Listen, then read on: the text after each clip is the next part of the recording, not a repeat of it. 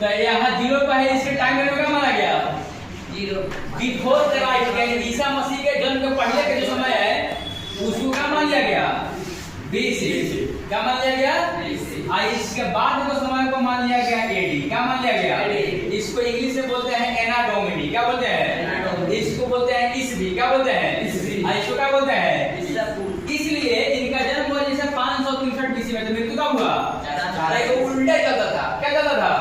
जैसे आपको समझा दिया नंबर 1 को, तो शून्य के पहले इस टाइम में क्या माना गया? शून्य। इसके पहले के समय को और इसके बाद के समय को समझ आएगा नहीं है? यहाँ तो दिक्कत है। चलिए, तो BC का full form before Christ AD का एना डोमिनी है ना। बताइए इनका जीवन काल कितना है? 80 वर्ष। जीवन काल 80 वर्ष। बचपन का नाम सिद्धार्थ। जब इनका मृत्यु हुआ तो 7 दिन बाद क्या हो गया? इनका मृत्यु हो गया। तो माता का नाम क्या था? माया। इसका पालन पोषण कौन किया? उनकी मौसी, जिनका नाम क्या था? प्रजापति।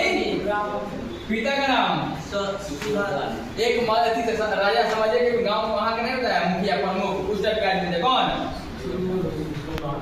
इनके पत्नी का नाम राहुल। बेटा राहुल। और राहुल का मतलब क्या होता है? एक और बंधन उत्पन्न होना। एक और बंधन उत्पन्न। गिरी त्याग कितने वर्ष की अवस्था में? 19 वर्ष। ज्ञान की प्राप्ति 6 वर्ष। कहाँ पे हुआ? किस नदी के किनारे? या फल्गु। निरंजन या फल्गु। उसका प्रथम उपदेश कहाँ दिए थे? कौन भाषा में? पाली भाषा में। कौन भाषा में? पाली भाषा में। पाली भाषा का मतलब होता है ये जन जन का भाषा। किसी के बारे में मतलब इसे नहीं होता हिंदी। ये तो हिंदी भाषा से मतलब लगभग पूरा आधा भारत जानता है। आधा यानी खासकर उत्तरी भारत, खासकर तो एकदम समझिए कि जन जन का भाषा था। जिसको सुनाया जाता वो व्यक्ति समझ जाता था। तो कौन भाषा उत्तर दिए? महात्मा बुद्ध जब घर से निकले तो क्या वो दृश्य देखने को मिला? पहला दृश्य क्या मिला? उसके बाद और महात्मा बुद्ध के साथ जो है ना अकेले घर से नहीं निकलने दिया गया, तो उनके साथ 2 व्यक्ति को भेजा गया। एक व्यक्ति भेजा गया जिसका नाम क्या था? एक घोड़ा के भेजा गया जिसका नाम क्या था? पंथक। नाम क्या था? घोड़ा का नाम सारथी का नाम समझ में गया।